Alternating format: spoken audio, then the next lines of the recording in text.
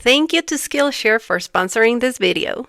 Hi there! If you don't know me, my name is Paula. I'm a full-time artist, and art challenges definitely played a part in me taking my art from hobby to a full-time job. But there's always been an art challenge that intimidates me, and that is Inktober. It's pretty straightforward, an art prompt a day for the whole month of October, and the rules are simple. Just draw or paint something with ink and share it with the hashtag Inktober. And that's where I got intimidated, because once you start following that hashtag or looking into the Inktober account, you'll see that the level of art shared there is just so good. Probably the best I've seen collectively in an art challenge. So why am I doing it now? Well, first of all, I'm a little bit more confident now with my art skills and my art just needing to be my art and no one else's.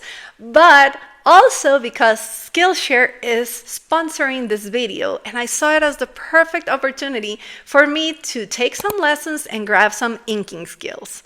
Now, I'll tell you more about those lessons and all the videos I found on Skillshare in a little bit, because now I have the skills and I just want to get creative. First things first, I printed the prompt list for quick reference and gathered the materials I wanted to use. Because you saw the title of this video, you know I'm not doing the challenge traditionally, but I'm doing the whole thing in only 3 days.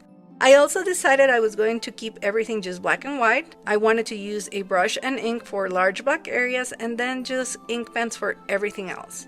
I got this brush tip pen and I was really excited about trying it after watching my lessons. I also gave myself permission to sketch with pencil before committing to ink, and I decided I would get a new sketchbook for the whole project, putting the daily drawings on the front and sketching on the back. Last thing, I decided to make the drawing area smaller by having a rectangle on each page.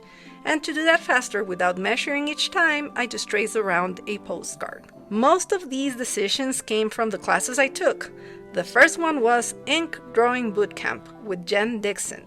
And then I took 1 month of focus completing Inktober with Lawrence Basso. So, armed with this new knowledge, I started my first prompt, backpack. I sketched some ideas and finally landed on a dog wearing a tiny backpack. When I had the drawing done, I outlined everything using the brush tip marker.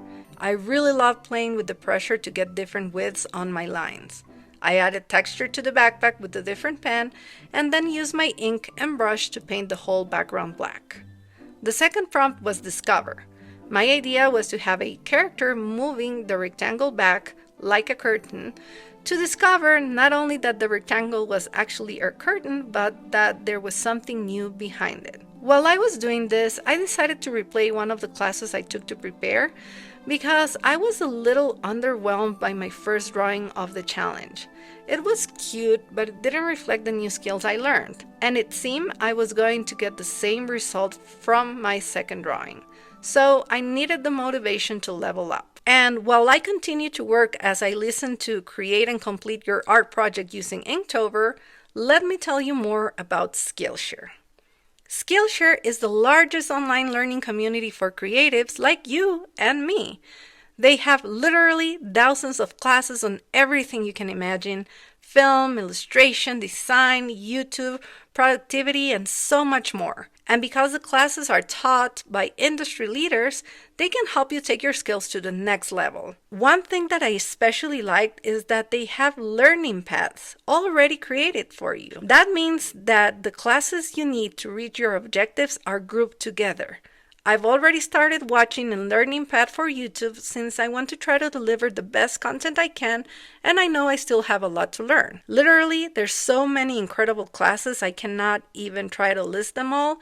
So if you want to take a look and join me in learning new things, you can use the link I placed in the description of this video, because Skillshare is offering a 1-month free trial for the first 500 people to use the link. Replaying that class certainly helped me, and I was ready to create the third prompt, boots. This was a very simple one, but now I was ready to use the shading techniques I learned on my drawing, even if it meant messing it up. So drew the boots with 2 very skinny legs in them, and then outlined the drawing with the brush marker. Painted all of the background, and then I started using the shading techniques I learned on the legs. I started with stipling, and this was very new to me. I've never done it, and I actually didn't think it looked good or that it was working at all. But I trust the process, and I actually started to like it when I was almost done with it. For the boots, I tried a lot of different ways of hatching and cross-hatching on them. And this is how that third drawing ended up looking, and I was super proud of it. And of myself for finally trying and trusting all of the things I learned from Skillshare. Fourth prompt, and I was definitely feeling more confident, so when I saw the word exotic, I didn't panic. I actually just had one idea and went straight on with that, to draw a birth of paradise flower. So I looked for a reference online and outline everything with the brush marker. Because I was feeling a little bit more confident from the previous page, I started to draw lines all over the leaves with my brush marker. I didn't use any of the other pens because I wanted irregular organic lines all over the flower. Painted the background, and this is the result. Next prompt was binoculars, and I couldn't really think of anything clever to do other than draw some vintage binoculars since they are a little bit more interesting. The most creative aspect of the drawing was that I took the strap and sort of shaped it like a heart, filling the upper area of the rectangle. An illustration like this would have made me nervous at the very beginning of the challenge, but after listening to the classes again and talking to myself a little bit, I decided to breathe and see this as an opportunity to practice the use of lines and everything I learned to get better. Next prompt was trek. And at first I was nervous. What could I do with this one? I couldn't think about how to interpret trekking, but then I just went into my own photo albums and my own trekking trips for inspiration, and I found this video. This was from the last hike I went on, and it was at the beginning of the summer. It was really beautiful because we went all the way up to those black mountains you see in the background. I simplified the picture to the most basic lines because I didn't want it to be busy, and honestly I didn't have the time to go into all of the details and textures the landscape has. I really wanted the mountains to be the darkest focal point of the drawing. It's a very minimal representation of the video, but I'm actually so in love with the result. Prompt number 8, passport. Oh, this one's bad. I thought about drawing a passport with all of the stamps and drawing all of that texture, but I thought I wanted to interpret the feeling my passports give me, and that is such amazing freedom and eagerness. A passport is a door to so many different things, cultures, places, food. It's just so wonderful to be able to travel and see this magical world of ours.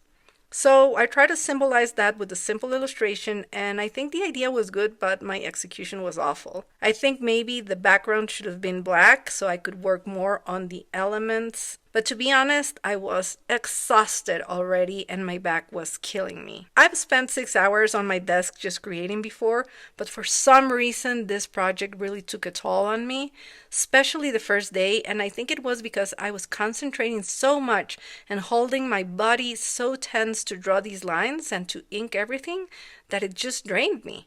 So after that one, I actually took a break and I stretched and then meditated for 15 minutes. After that, I had a second wind and came back to the 8th prompt, which was hike. Because I felt better and a little bit more serene after my break, I connected with the feeling of hiking. So I drew a little character on top of the mountain, and even though I've never gotten that high, I wanted to express the feeling of being free and living and breathing the fresh air. And feeling accomplished too because you made it out there. Number 9, the prompt was sun. And because I'm working on a different secret project that I hope to reveal to you soon, I've been wanting to draw some suns. I wanted a naive and joyful illustration, so I drew a lot of different playful suns on my page. Once I painted the whole background black, I think all of them popped up, and even more so when I added texture to all of the little clouds between them. I think that really made it look great. Number 10 and last prompt for the first day was nomadic. I don't know if that's how you pronounce that. Since I was little, I've been obsessed with the idea of carrying packages and having so much little stuff and all of the curiosities that traveling with parcels involves. Here in Ecuador, we have these open traditional buses that are called chivas. And they sell little models of them in traditional handcraft shops, and they're so cute and have all of the little stuff on top that used to fascinate me so much as a child. So I thought I would do a nomadic animal carrying all of its stuff, And I decided on an elephant because, they can carry a lot. To be honest, I was not crazy about this one, not the best drawing, but I was so done for the day, exhausted. And I think that really influenced the outcome since I didn't have the energy to add more line work to it. And that leads us to the second day. The day before, I'd left all of my supplies nice and ready to start working on because I find that a clean desk with organized everything is really motivating to me. So first prompt was snacks. Luckily, I had an empty bag of chips that my son had left in my studio, so I used it as a reference. I used my brush pen for all of the outline and also to do all of the different lines to shade and to try to represent all of the folds of the plastic. When I was done with the bag, I felt the illustration needed something else, so I added a little bunny peeking on the top. I also drew a carrot on the back since these are now definitely his snacks. Move to the next prompt, remote. I know this prompt probably alluded to remote locations, but the first thing I thought of was a TV remote. But having just a remote seemed pretty boring, so I decided to add a TV. As I was drawing an old TV, remembering them from my childhood, I thought I would look up a reference to be more accurate. And I swear I had this exact TV somewhere, either in my house or my grandparents or something, but I know that TV was part of my childhood. And to make the composition more interesting, I thought I would have the TV off to the side of the rectangle. And then it occurred to me that it would be great if the TV was just like the reference picture I found, empty or transparent, so you could see the beautiful landscape of a remote location through it. Horizon was the third prompt of the second day and actually number 13th in the official prompt list. For this one, again, I drew from my own experience and I decided to draw the view from my house. This view is one of the things I'm most grateful for from the house that we live in. It inspires me and truly fills my heart with awe and gratitude. I live in Quito, Ecuador, and this tall mountain back there is actually an active volcano called Pichincha, with its highest point being at almost 4,700 meters. That's about 15,400 feet above sea level. In the middle of the valley is the city of Quito, and I live a little bit to the outskirts, but I love that I can see up to that little area of the city where those buildings are because my mom lives right around there, and it makes me feel we are connected. This prompt was definitely similar to all of the other landscapes I've done in the video, with the only difference being the clouds. I wanted to do something different, and I tried it, inspired by this drawing that I found from Inktober 2017. I'll link it in the description. Moving on, we have Rome, and it was very difficult for me to figure out what to do for this one, so I decided to take out my frustrations by doing a neurographical drawing. I drew my curvy lines to the edge of the rectangle like you're supposed to do, but this time I made them thicker so they could represent roads. Then I drew a few grounding circles on top, and I did round the harsh corners and intersections, but barely, so they would still look like little roads. With a white marker, I added lines on top so they would look like streets. It was super abstract, so I added a character sitting on the corner there, tired of being lost and roaming through all these paths. I laugh at my own crazy idea, but I really love the result. Next we have Guidebook, which is maybe what that bunny needed to find its way.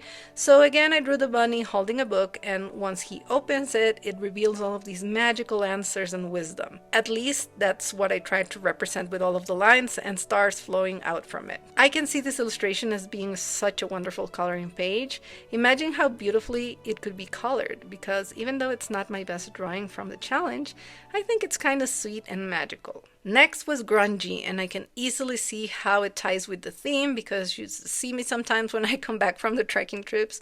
I look a mess, covered in dust and mud. This drawing actually came from my experience again, as in one trip I was walking through a muddy but solid area, and then I just took a step forward and sunk. Only about to the top of my boots, but I was still so surprised, and they had to pull me out, and it made like a suction sound when they did it, like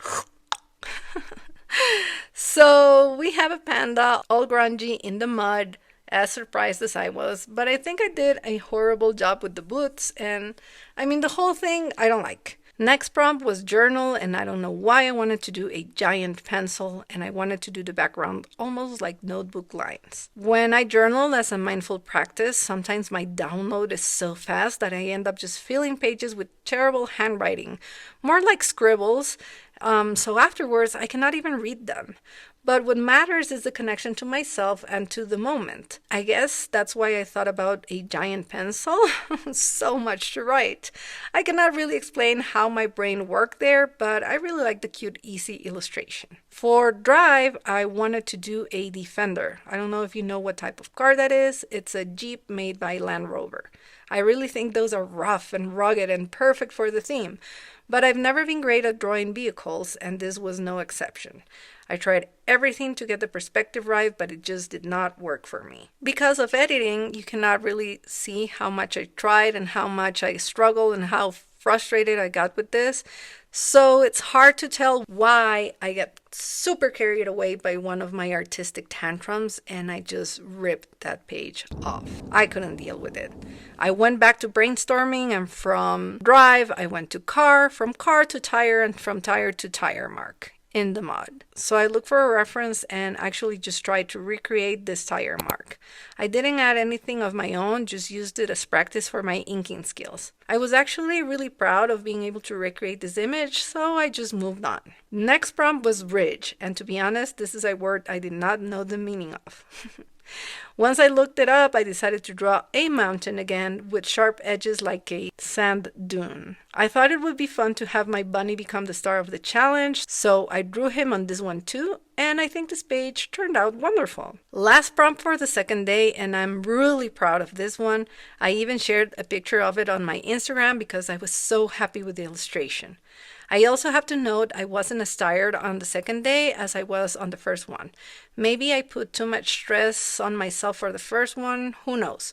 But I had a little more energy to do Uncharted. I was thinking of doing something either related to the ocean or to outer space, since we don't really know everything about either of those. And I ended up picking space and drawing a compass in the middle with a nice crescent moon on top. I had some clouds on the background too, and I really had fun using the different hatching techniques I had been practicing on this drawing. I really think this one showed me how much I learned, even though I was only doing this for 2 days. I mean, I still had already done 20 drawings, and this 20th drawing, I felt I had so much knowledge I could now apply. To finish it, I added some stars with a white marker, and I'm obsessed with the result. I think it's one of my favorites for sure. Third and final day of the challenge, woohoo! And again, for the last day, I was in a better mental state. I guess my confidence grew with each drawing, and ending the second day on a high note had me pumped. I was ready to work again, and the first prompt of the day was rhinoceros. Oh my gosh, have you ever actually taken a close look at a rhino? I mean, like a really close look? I did, because I started sketching a realistic run to get ideas. And don't worry, I'll share all of my little sketches and thumbnails that I did for the project at the end of the video. They are all here in the same sketchbook on the back pages. Anyhow, I sketch rhinos. They are such complex and interesting animals full of texture.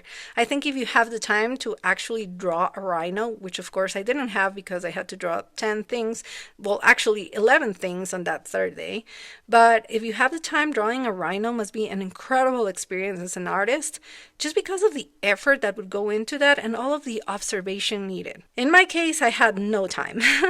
So after sketching some baby rhinos, I decided to actually do a cute little drawing of a rhino. I kept it simple because I tried to give it texture and it seemed like I was going to ruin it, so here it is, and I honestly think it turned out so cute. Next we have camp. A very simple idea popped into my head for this one. I would just draw a triangle in the middle of my rectangle to create a tent. Big clouds, and just have the little bunny sleeping there, exhausted from all of his exploring. Made the focal point more apparent by using black inside of the tent, and not a jaw-dropping result, but I still like it a lot. The next one was rust. Ugh. Of course, as soon as you think about rust, you think about metal, and because I was in this camping theme, I thought I would do one of those metal mugs that you use for camping. So I looked for a reference of a rusted mug and I tried my best to reproduce it with only black and white. This is the only illustration in which I diluted some ink to create a grayscale, breaking my own rules or parameters for the project. But I started to try and didn't think I had it in me to achieve the look of rust with only stippling. So next is number 24. Expedition, and I just have my little bunny looking at a globe. I've always been fascinated with globes, even though I have the hardest time pronouncing that word. They are so interesting to me. I actually had a whole collection of hand-painted ones, and I think they were so beautiful. I still have a couple of vintage ones that I can paint, so maybe I'll do that again. Anyhow, I thought it would be fun to have the little bunny looking at a globe, planning his next adventure. So I finished that and moved on to Scarecrow. This one really surprised me because it kind of doesn't match the rest of the prompts with the camping or exploring theme. But I was happy because I have drawn a scarecrow before and it's actually a bunny too. I did it for my Create This Book 3 and I loved it when I first came up with it. It's one of my favorite characters that I've ever done. Nobody really liked it as much as I do, but I love it. And I thought all of the different textures of the fabric would be a great opportunity to try some of the new skills I've been acquiring by watching my Skillshare lessons. So I drew it and of course tried a lot of different things to make it all different. The fabric from the overalls and the shirt and of course the socks that were used to make his droopy ears. I really love this one. I think he came out great and I was very proud because it really shows that I've learned how to use the black and white only to express texture and a complete idea. Next prompt was camera. Again, just look for a reference on the internet for a vintage camera. Lined the drawing up with my favorite pen. And now that I'm looking back at the entire footage of this video, it's really amazing that it's basically the same idea that I did for the binoculars. But my rendering has improved so much in only 2 days. This drawing is much better. Because I wasn't as tired as the first day, I did decide to fill the whole texture of the camera with little tiny circles. Even though I did regret it for a minute there. But it actually wasn't that bad. Only took about 20 minutes. I even added extra texture on top to create volume and I think the results are great. And mostly I'm so happy to see such an improvement in only 2 days. Prompt number 27, road. I had this idea of the road being such a powerful focal point, but actually I think I simplified it too much and the result is pretty underwhelming. But oh well, I know now that I'm learning through the project. Next prompt, and I have to be honest with you, when I read Jumbo, my mind immediately went to Mrs. Jumbo. Yes, Dumbo's mom. That movie is like a deep childhood memory, and the last time I watched it with my kids, I cried so much with Dumbo's mom being held captive. It was so sad. So I decided not to draw Mrs. Jumbo, but something else related to the prompts. I landed on a jumbo moon. Drew a huge circle and divided it to represent a crescent moon, of course. And to add to it, I have a bunny swinging from it. I don't think this is a very original idea, but I think it turned out cute. And after I had everything lined and drawing, I started to look for references on how to fill this moon because I didn't just want to do it black and then the background black too. So I found this reference drawing by Jetsy Art, which I thought was amazing. I mean, look at that talent. And I know it's probably done backwards, like white on top of dark paper, but I was still fascinated with it. I was trying to go for something like that, so I started doing some stippling, first with my normal markers, but then again, to get the texture, I reached out for my brush tip marker, and a little bit of ink with the regular brush. Here's the result, which I actually really love. I was thinking I should print all of the cute illustrations with the bunny as stickers. Anyhow, number 29, we're getting closer. I was so happy about being at 29 when I was doing the project. 29 is Navigator, and I'm using another image I have gone back to a lot in all of my work. When I think about navigation, I think about boats, and when I think about boats in general, I want to do a paper boat. I love them. There's something so nostalgic and beautiful about a paper boat. So I drew one and I have my little bunny navigating. He has a telescope and he's being guided by the stars. I did think about adding stars with my white marker on this one, but apparently I forgot because they're not there.